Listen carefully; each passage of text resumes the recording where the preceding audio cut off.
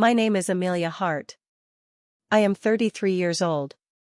2 weeks ago, I sat in a lawyer's office expecting to sign the final inheritance papers after my grandmother passed away, and that was when a private investigator called my phone and said, "Miss Hart, before you sign anything, I need to ask if you have a sister named Vanessa."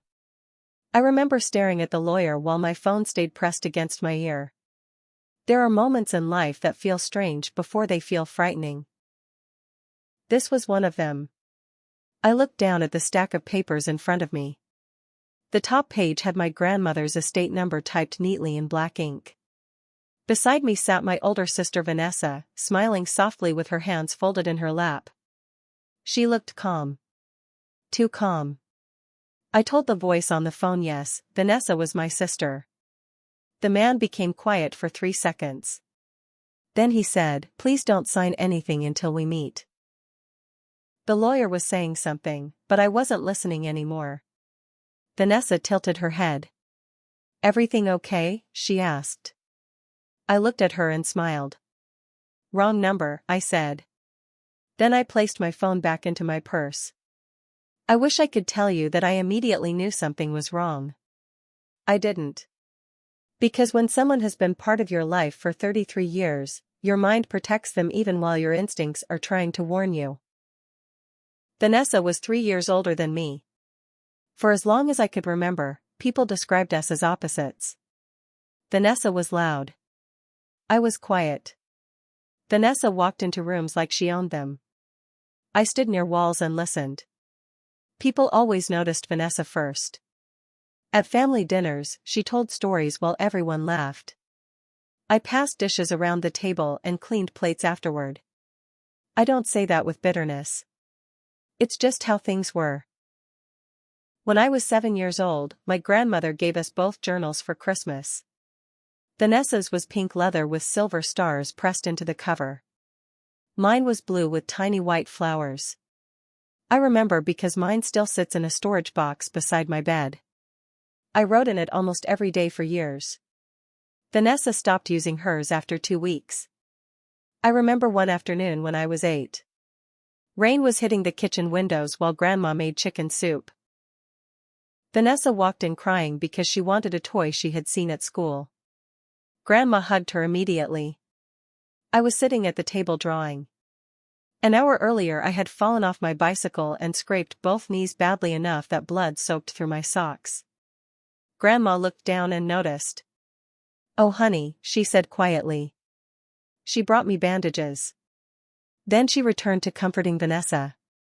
I wasn't angry. I just remember understanding something. Vanessa needed attention. I learned not to need things. By high school, that pattern had become invisible because everyone accepted it. There were 16 family photos hanging in Grandma's hallway. Vanessa appeared smiling in 14. I appeared in 5. I counted once when I was 17. Not because I was upset. Because numbers feel easier than feelings. People can argue with feelings. Numbers simply sit there. Vanessa always had big plans.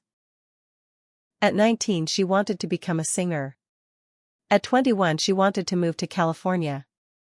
At 24 she wanted to start a clothing company. Then she wanted to become a travel influencer. Then a real estate agent. Then a photographer. She chased dreams like children chase fireflies. Always reaching for another one. Always certain the next thing would change everything. I went to college. I studied accounting. I found work. I rented a small apartment. I built routines. Quiet life. Quiet work.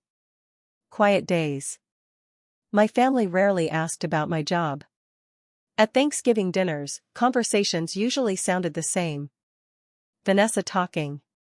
Everyone listening. Me smiling. 3 years ago I bought my own house. I remember sitting at the dining table signing papers while rain tapped against the windows. I called my mother afterward.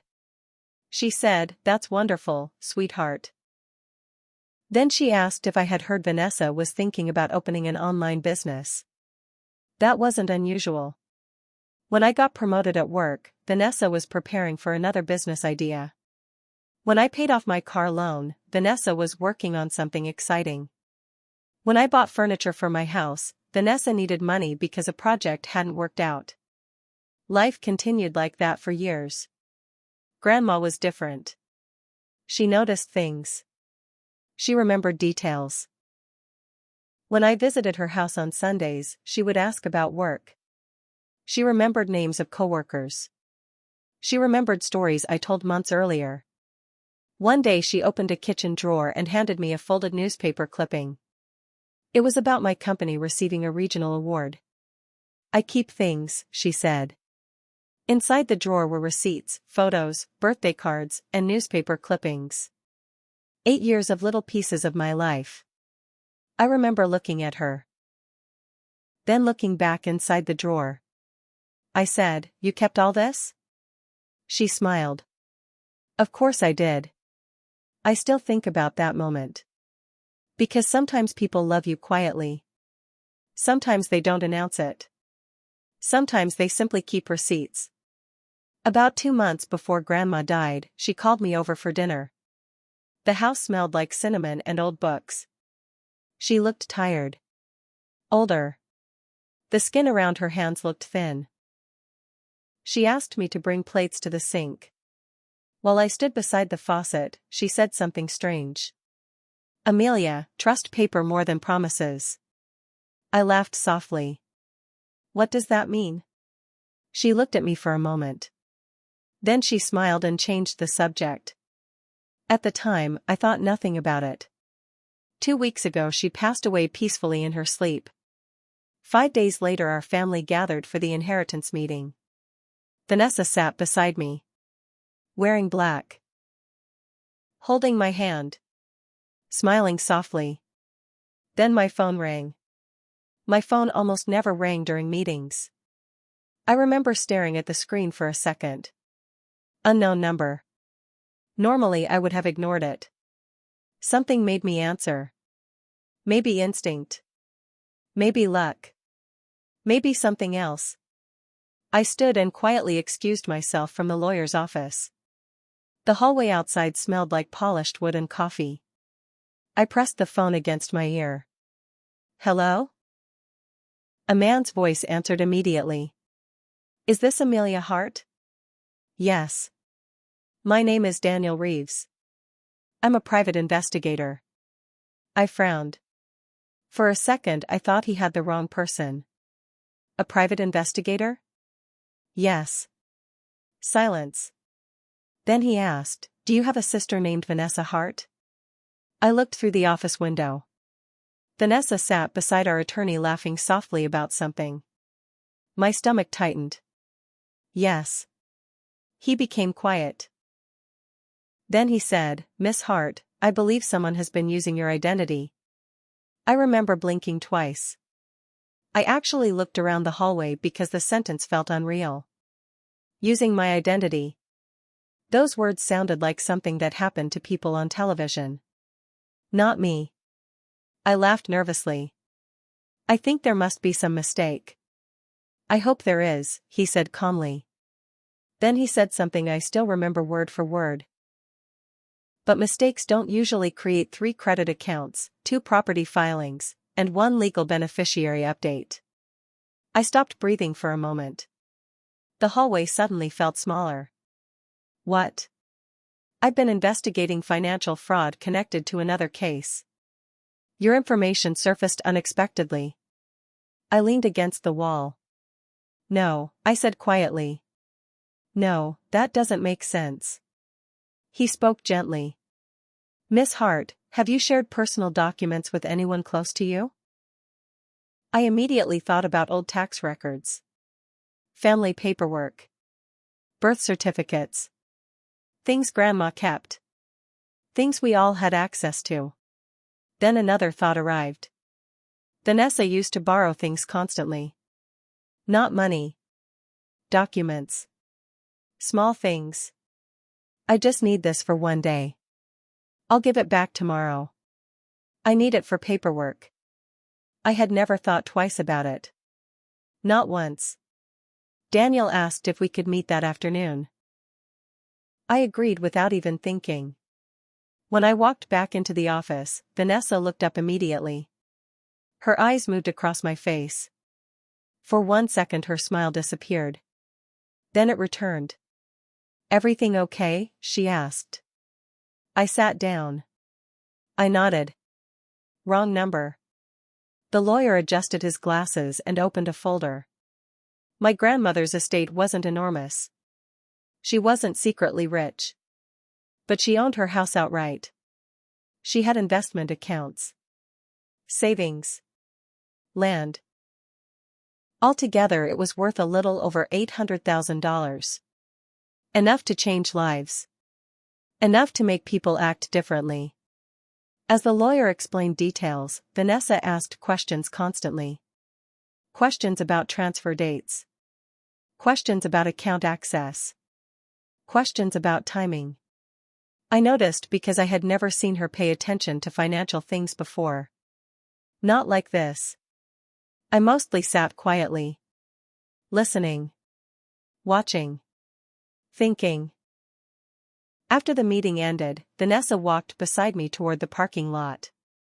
The afternoon air felt cold. She smiled. "I know Grandma would have wanted us taking care of each other." I nodded. She squeezed my shoulder. "We're all we've got now." I looked at her. Then I smiled. "Yeah." I drove directly to meet Daniel. His office sat above a small insurance company downtown. Nothing dramatic. No dark windows. No movie-style detective office. Just beige walls and old carpet. Daniel looked around 50. Gray hair. Blue tie. Calm eyes. He handed me a file. I opened it. At first I didn't understand what I was seeing. Then I saw my name. Amelia Hart. My social security number. My date of birth. My address. But beneath that information were things I had never seen before. Credit cards. Loan records. Applications. Property documents. My hands became cold. I didn't open these. I know. I kept turning pages. Then I stopped. Because near the bottom of one document I saw a signature. My signature. Or something that looked like it. Except it wasn't mine. I stared at it. Daniel watched quietly. Whoever did this practiced. My throat felt dry. No. I shook my head slowly. No. Because suddenly I remembered something. 5 years earlier Vanessa had helped me move apartments. She packed boxes while I worked. At some point she had organized paperwork. Tax records. Bank statements. Birth certificates. Everything. I remember thanking her. I remember telling everyone how helpful she had been. Daniel slid another paper across the table. This was submitted 11 months ago. I looked down. Then I felt the blood leave my face. Beneficiary transfer request. My name. My information. My inheritance rights. Removed. Reassigned. To Vanessa Hart. For several seconds I couldn't speak. I simply stared. Because there are moments when reality doesn't break loudly. Sometimes it breaks quietly. Like glass cracking somewhere far away. Daniel looked at me carefully. Then he said, "Miss Hart, there's something else." I looked up slowly. For some reason I already knew I wasn't going to like whatever came next. Daniel reached into the folder and removed a small envelope. He placed it on the desk between us. I hired someone to pull security footage connected to one of the document filings. I stared at him. Then at the envelope. Then back at him. My hand suddenly felt heavy. I opened it. Inside were 3 printed photographs. In the first photograph, a woman stood at a county office counter. The image was grainy. Dark. Not perfectly clear. In the second photograph, the woman turned slightly. Enough to show her profile. Enough to make my stomach twist. By the third photograph, she was facing forward. Vanessa. My sister. I kept staring at the picture. Then I stared longer. My brain refused to connect the image with the person I had known my entire life. I kept waiting for something inside me to say this had to be wrong. Nothing came. Daniel spoke quietly. Miss Hart? I looked up. When was this taken? 9 months ago. 9 months. 9 months. 9 months. I repeated the number in my head because it was easier than thinking about everything else. 9 months earlier Vanessa had called me crying because her apartment lease had increased. 9 months earlier I had loaned her money. 9 months earlier she sat in my kitchen drinking coffee and thanking me for always being there. I remembered details suddenly. The coffee mug with the chipped handle. The rain outside. The gray sweater she wore. Memory works in strange ways. Sometimes terrible things arrive carrying tiny details with them. I looked back down at the photographs. My sister. My name. My life. Daniel folded his hands together. We don't know exactly when it started. I swallowed hard. But we know it wasn't recent. How long? He exhaled slowly. Possibly years. Years. I looked toward the window. Cars moved outside. People walked across sidewalks. Someone carried shopping bags. Everything looked normal. I remember thinking how strange that felt. Because inside me nothing felt normal anymore. I suddenly thought about Grandma. Trust paper more than promises. The words appeared in my head immediately. I sat there quietly. Then another memory surfaced.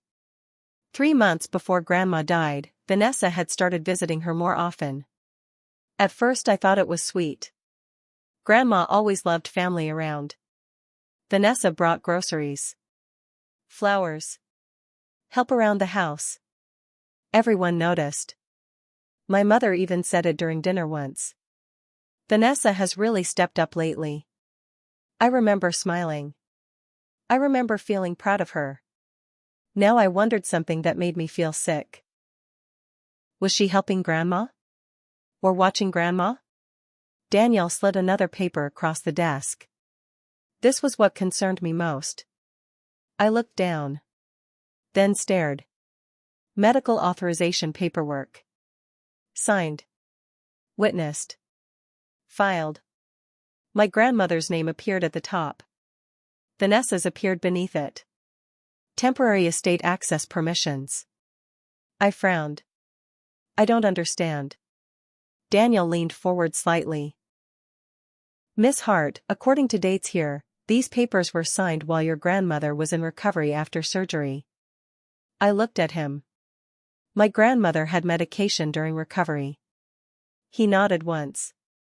I looked back down. No. Because suddenly I remembered another conversation. I had visited Grandma that week. She looked tired. Confused. She kept asking me what day it was. At one point she asked whether I had graduated high school yet. I laughed and reminded her I was 33. She laughed too. Then she looked embarrassed. At the time doctors said medication sometimes caused temporary confusion. I believed them. I believed everyone. I closed my eyes. Because pieces were beginning to connect. Slowly. Painfully. Like hearing footsteps behind you and realizing they've been there the entire time. Daniel watched me carefully. Then he said something quietly. We're not finished yet. I looked at him. He opened another folder. Inside sat a single document. I recognized the logo immediately. Grandma's law office. Then I saw the date. 7 days before Grandma died. And suddenly my heart started beating harder. I stared at the date for several seconds. 7 days. Only 7 days before Grandma died. My hands felt cold again. I looked up at Daniel. What is this? He didn't answer immediately.